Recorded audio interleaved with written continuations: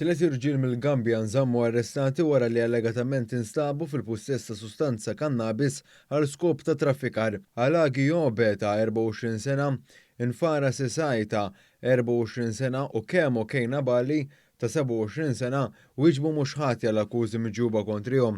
Il-prosekuzzjoni mmexxija mill-ispetturi John Lee Howard u Mark Anthony Merċieqa spjegat kif l-imputati ġew arrestati f'appartament fi Triq il-Baħħara fil-Qawra nhar is-6 ta' Jannar wara suspett ta' attività kriminali mill-Pulizija.